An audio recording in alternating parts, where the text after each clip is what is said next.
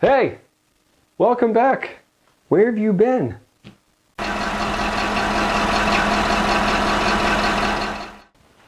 Alright, all joking aside, I'm the one who's been away for a while, and as you can see, there's a definite change in scenery. A few months ago, I moved out of the place that I was previously living in and have moved into a house, and I finally have an entire room that I can use as a workshop.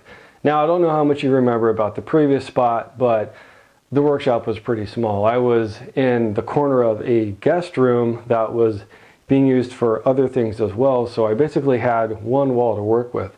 But now, I've got all the walls.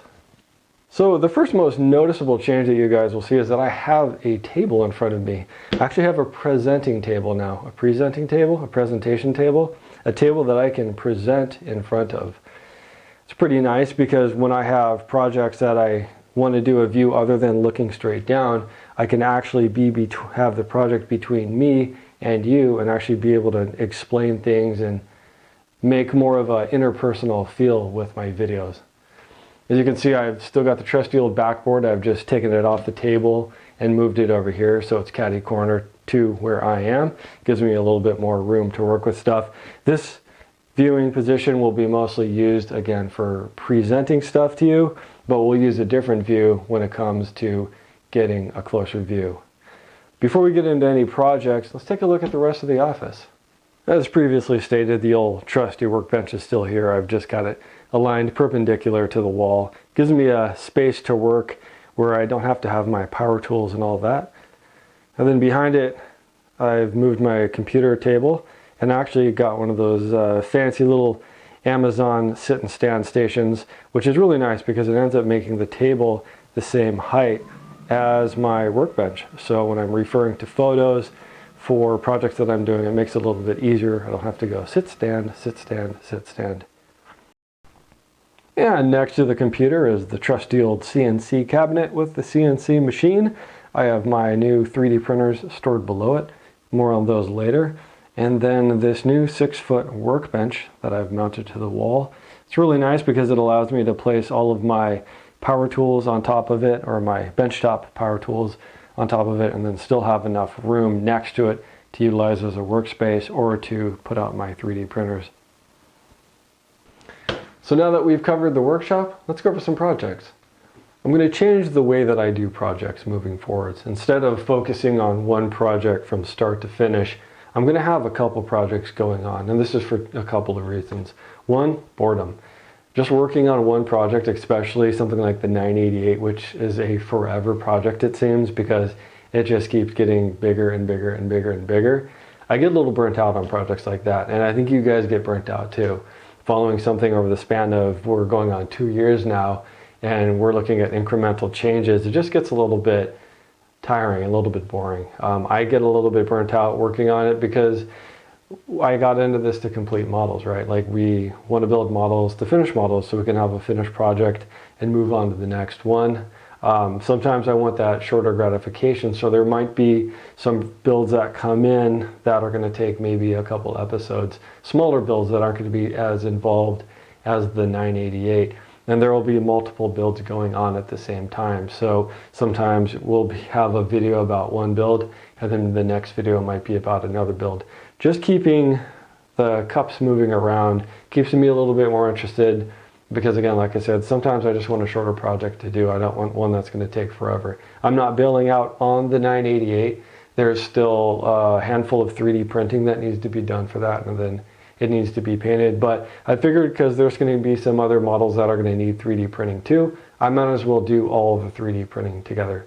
So the 988 will definitely be back.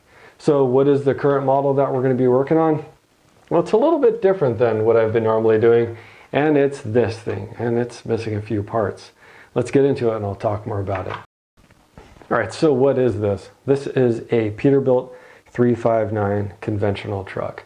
And as you can see, it's in rough shape, and it's also not made out of metal, and it's a lot bigger than 1/50th scale. That's right, it is made out of plastic, and it is the last plastic model I built before getting into die-cast models. And as you can see, it's in pretty rough shape, and that's because it's 15 years old. It was also made with pretty low quality glue, so has started to fall apart. And then it had to endure a move to my new place, which was kind of the nail in the coffin for its final condition. So what's the plan for this thing, and why is it on my workbench? So when I realized that this thing was pretty much at the end of its life in its current form, I was met with a couple choices. One, try to glue it back together, clean it up, and leave it in its original form. Throw it away, or rebuild it. And I've elected to rebuild it, and for a couple of reasons. One, when I first built this thing, I was really into cars and hot rods, so I wanted to go for a more of a hot rod-ish appearance with it. So I went all blacked out, added some silver details to the frame, and then did some funny painting with the engine. You can see here a twin turbo Cummins, and I decided to paint part of the turbochargers red. I had seen a hot rod that had powder coated turbos, and I was like, oh, that looks cool, so I'll do it to the truck. But as you can see, if you know anything about turbos, I painted the wrong part. Yeah. As soon as this thing probably went for its first drive, it would have cooked the paint right off that part of the turbo, because I painted the hot side of the turbo. I'm losing pieces left and right. This guy literally just fell off. So moving forward, I'm going to make this a little bit more in tune with what's appropriate for my collection. I'm going to make it into a day cab, more of a vocational truck. That's going to require taking off the headache rack, removing the sleeper cab, and then closing up this hole in the back and adding just a day cab window to it. I'm also going to need to shorten the undercarriage, which is going to mean moving some of the air equipment back behind the fuel tanks. I'll probably be shortening the fuel tanks as well. I will leave the engine the same, however I'm going to fix the paint on the turbochargers. I'm going to make that a little bit more realistic. And then I'm going to be getting rid of the chromey wheels and going with a different paint job, something much more retro. I'm going to give this truck that late 70s, early 80s sort of paint job, and I might even change the stacks as well. The interior is also going to get painted a different color. Right now, it's probably really hard to see, but it's just like a very dusty black and gray. So I did mention that I'm getting rid of the, I think in real life these are like a polished aluminum, getting rid of those wheels, and I'm going with something a little bit more retro. So you can see here I've already tested out my 3D printer, and I 3D printed the rear dualies. It's that old school 6-spoke multi-piece wheel. And then the fronts as well will be a 6-spoke multi-piece wheel.